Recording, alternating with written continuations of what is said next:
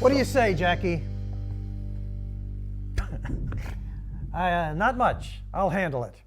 Welcome to Stand-Up Memories, and I'm Peter Bales. You know what? I got to tell you, I get in a lot of trouble with my girlfriend and other people because of my hearing. And I argue with them that my hearing's fine because I go to get my hearing checked and the guy plays a tone and I point.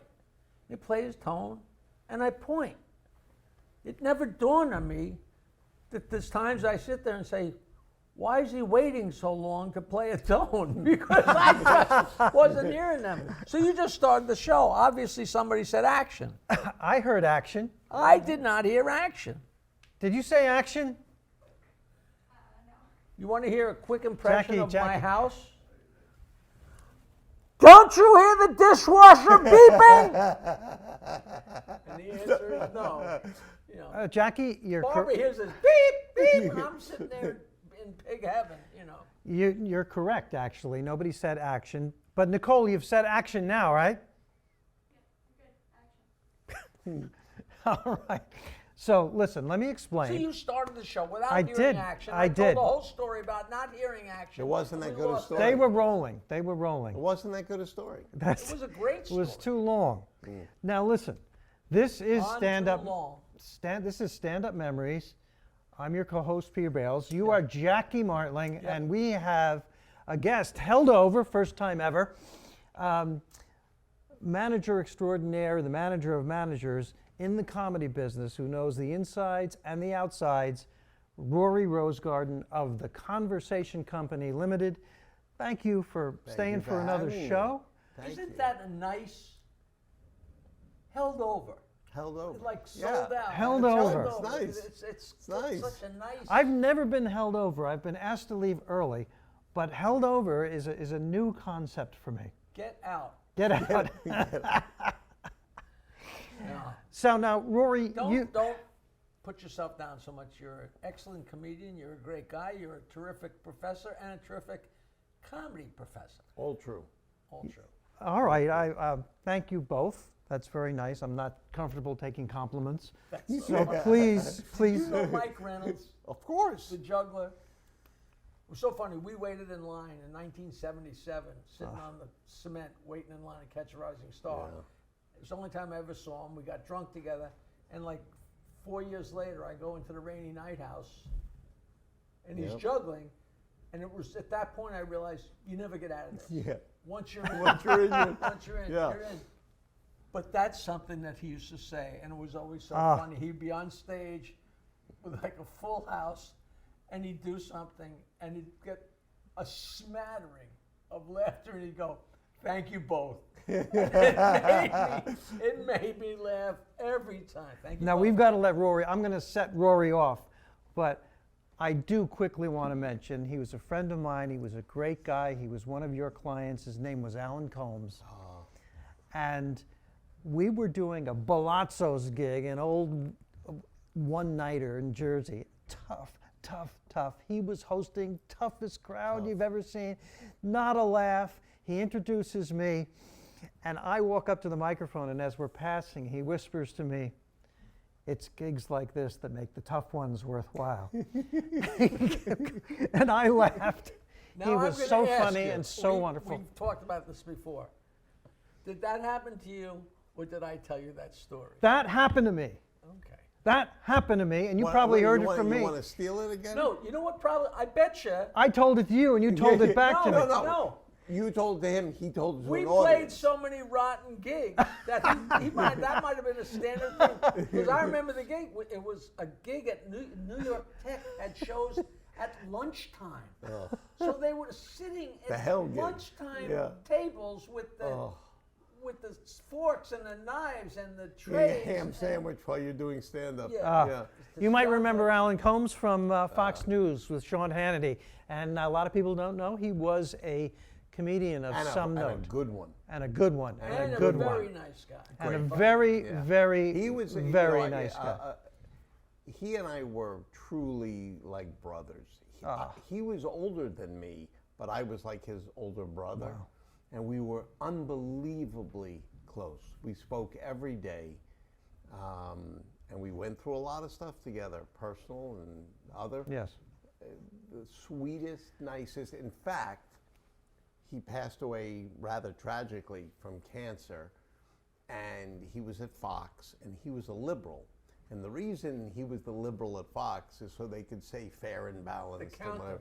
right. But you know, obviously Fox is right-wing leaning, and when he passed away, I'll never forget this. I was in Europe with my family, and it was one of those times that was almost surreal because I wrote his obituary announcement kind of thing on a train in Europe. And by the time the train got to the station, I had sent it an email on my phone and got his wife to approve it, and it came out. And I just remember I was crying writing it, and 2 hours later, it's in the paper. He was a great guy, a funny guy, and when he passed away, even the other commentators at Fox, who were on the other side of the tracks, all said the one thing about Alan was when the lights went down, he was a guy. He was a guy. He was a guy. He was a guy. Yep. He was fair, and he would argue with you and whatever, but they all liked him.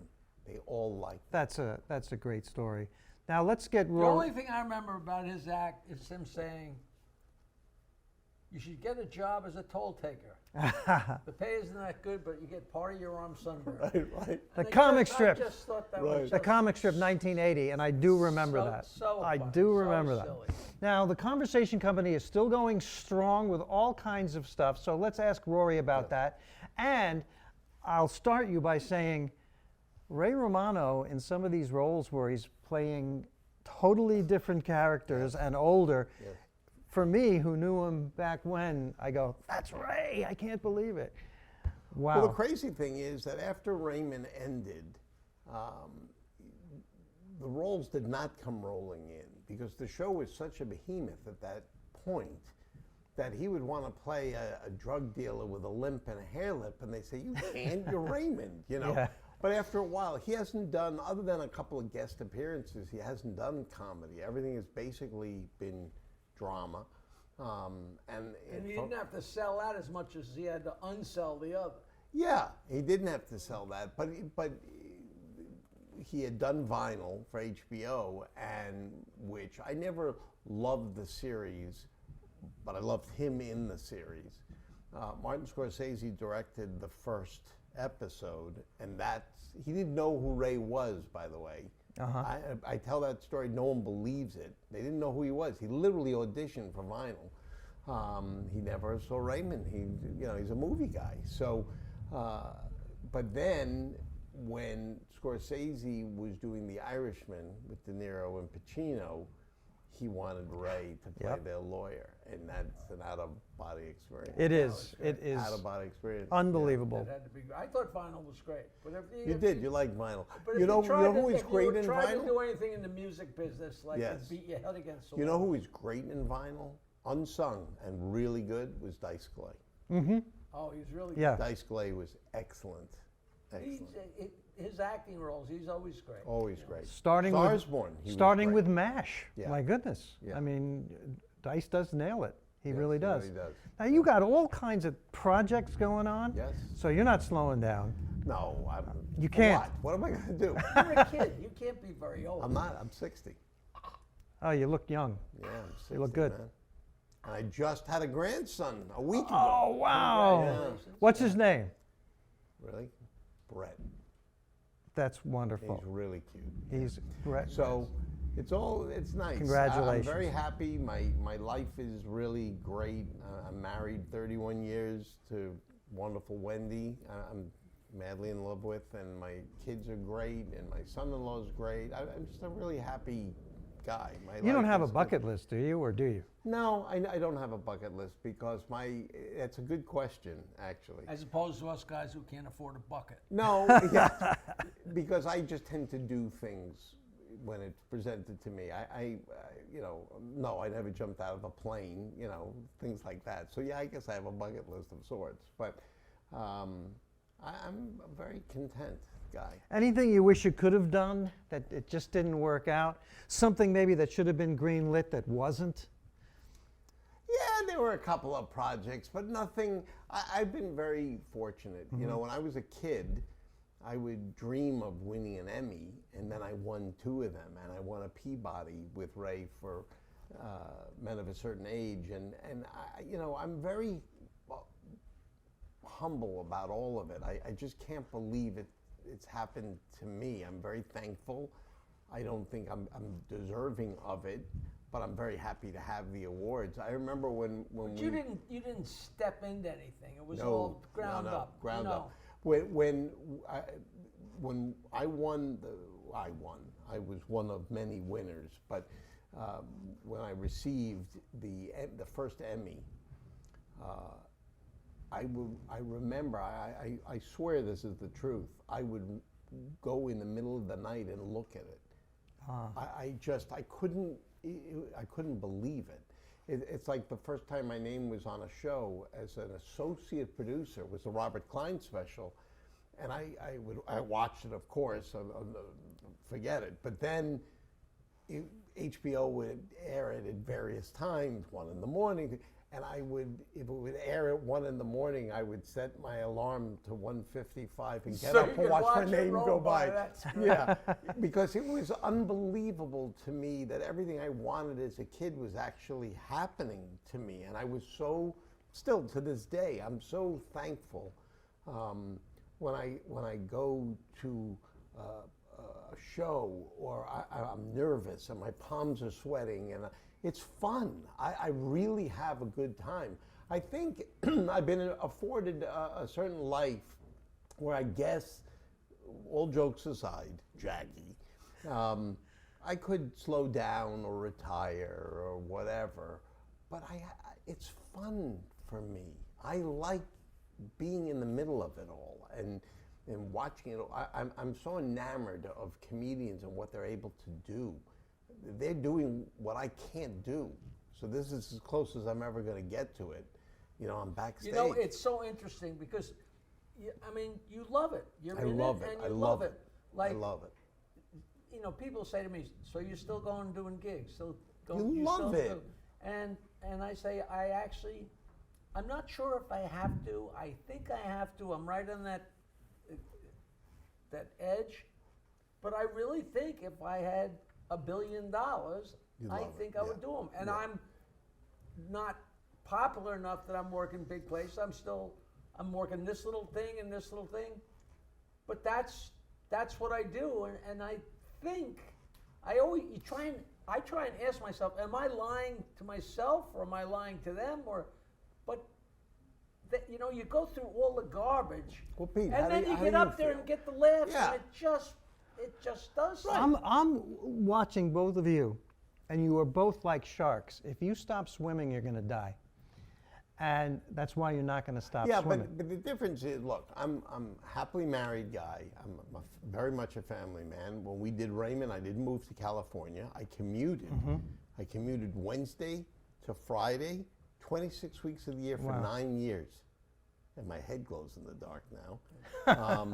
But show business is what I do.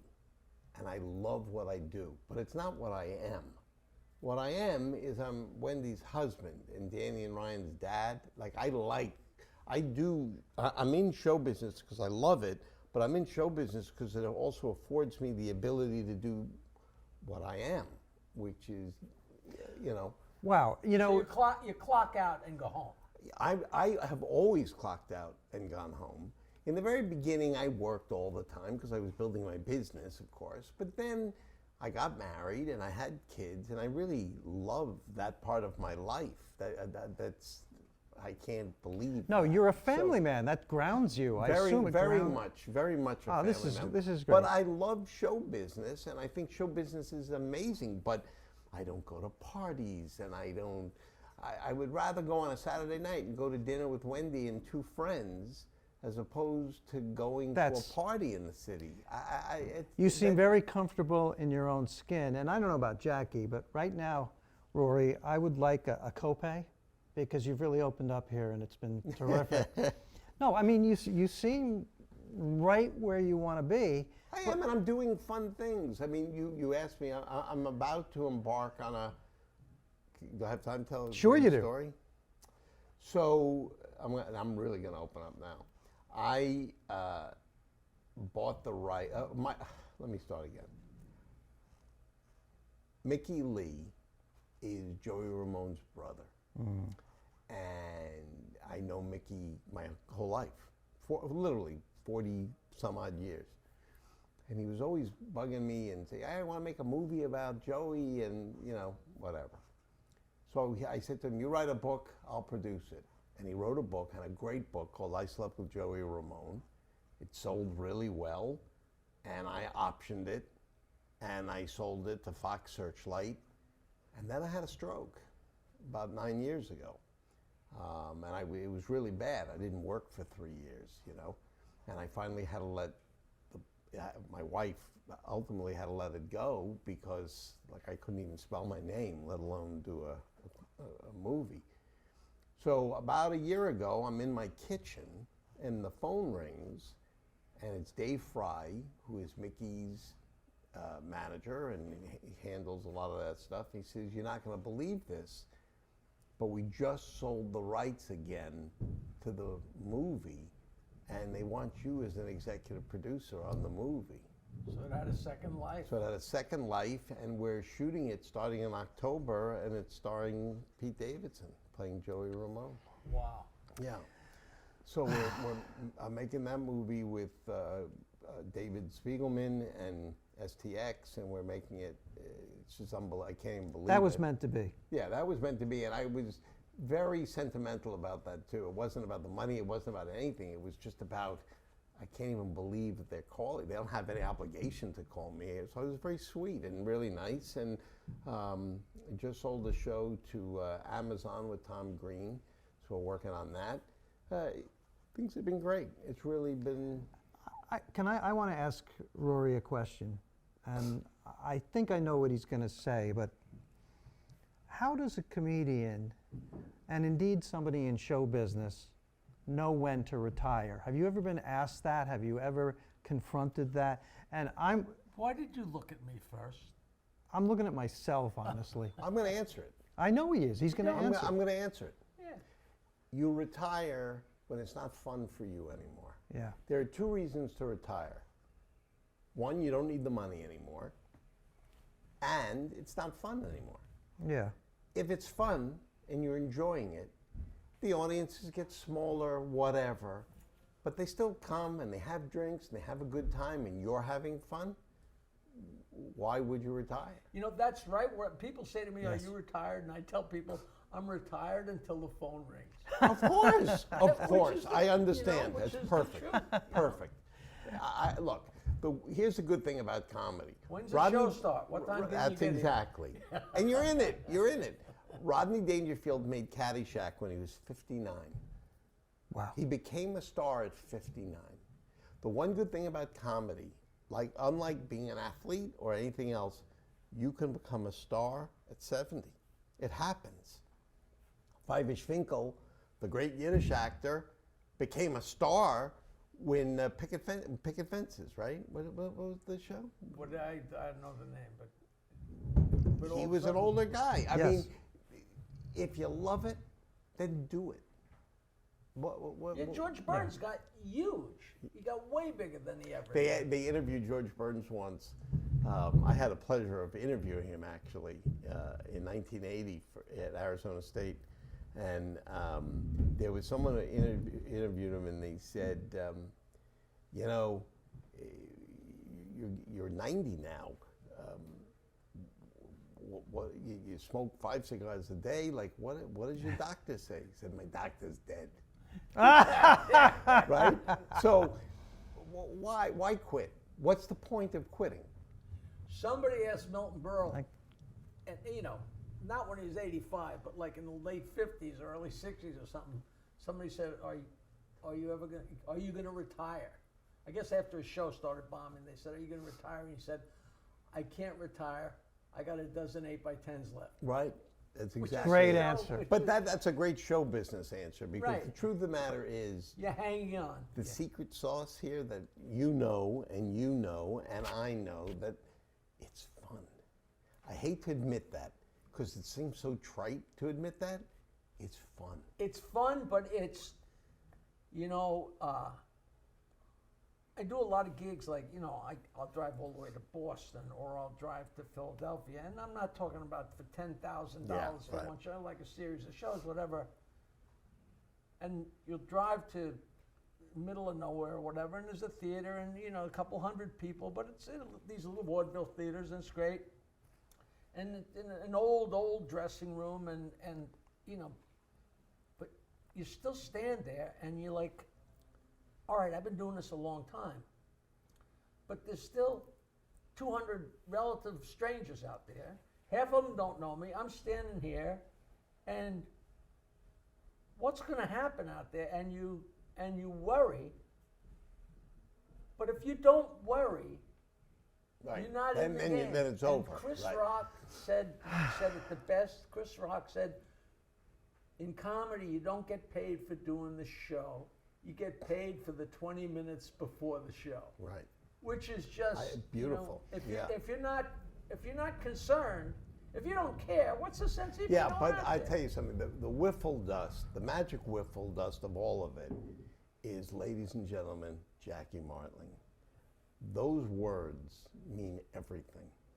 And you walk out and you leave all your troubles behind, and you're there. Your soreness, your limps, your headaches. Yeah. You talked about Henny Youngman before. We were at the American Comedy Awards. I had a fabulous. I was there with Ray Romano, and I sat literally. One side of me was Henny Youngman, and the other side of me was Billy Barty, the midget, the little person. The little guy. And Henny Youngman was at the tail end of his life, and he was just slumped over in the chair, and he was just sitting there, but he was performing on the show. And they went to commercial, they went to the audience, they got him, they helped him up the steps, and then it started again. Ladies and gentlemen, Henny Youngman, and he walked out there 20 years younger, did his act. Wow. He killed. And the lights went down again, and he, like a marionette, and he fell over. Wow. It's a senior citizen inflatable doll, but it's only 80% inflated. And when they say his name, and he's about to blows go on, up the all of other a sudden, 20. That's right. It's That's right. That's right. It's just. I heard a story about Rodney at Westbury Music Fair, when they used to call it that, and he was doing a little rehearsing in the afternoon, and everybody there thought, there's no way this guy can go on stage this evening. He can't remember his jokes. He slumped over. And then showtime approached. Somebody gave him a shot of vitamin D, and boom. the magic began. Yeah. Boom. Ah, Yeah. wow. Well, you know what?